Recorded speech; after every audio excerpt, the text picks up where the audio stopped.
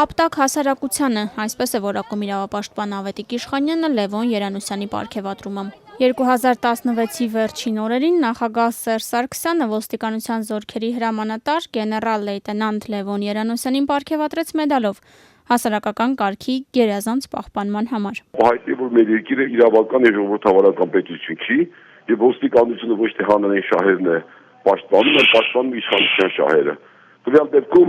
կարելի է Լյուդովիկոս 14-րդի պես ասել, որ պետությունը ես եմ, այսինքն հանրային շահը դա իմ շահն է, եւ իմ շահը պաշտպանող հանրային շահ պաշտպանողն եւ նրան շքանշան է տրվում։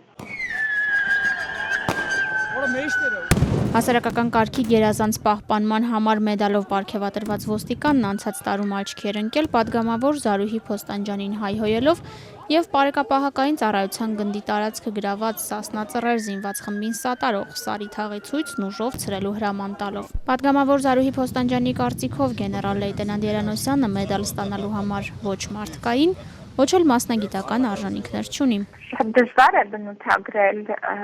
պարկեստարերով։ Եթե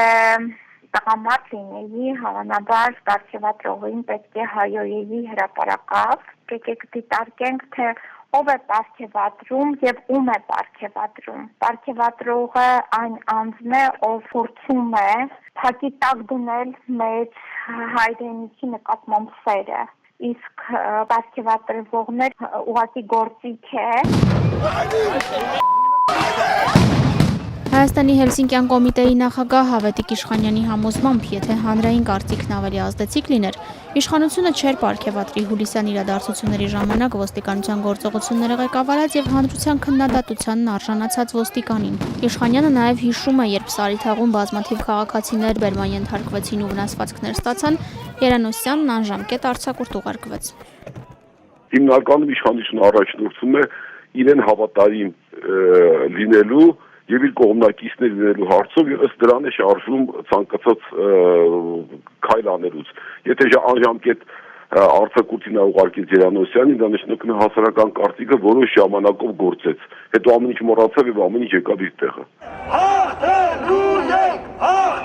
Հանրապետական Հակոբ Հակոբյանը մինչդեռ համակարծիք չէ ոչ իրավապաշտպանի, ոչ պատգամավոր գործընկերոջ հետ։ Ոստիկանության գործն ասում է հասարակական կարգի պահպանումն է, ինչն էլ Երանոսյանն արել է հուլիսյան ցույցերը ցրելիս։ Հակոբյանը բացատրում է նաև, թե ինչու է փոխոստիկանապետը հայհոյել Զարուհի Փոստանջյանին։ Պատգամավոր կամ մինիստր կամ քաղաքացի կամ լրագրող կապ չունի, մարդու պահվածքը պետք է լինի այնքան, ինչքան որ տվյալ հասարակության մեջ ընդունված է։ Մեր հասարակության մեջ ընդունված է կնոջը հայհոյել, պարոն Հակոբյան։ Ոչ։ Բայց պարոն Երանոսյանը արել է դա, չէ՞։ Դե հիմա դա արդեն իրավական նորմ չի, դա բարոյական նորմ է։ Լևոն Երանոսյանը օրենքով նախատեսված որպես ոստիկան իր պարտականությունները բոլորը կատարել է։ Չեն եկել ժողովրդի զերծ ստացվողները, չկամերան բեկարել գնացել։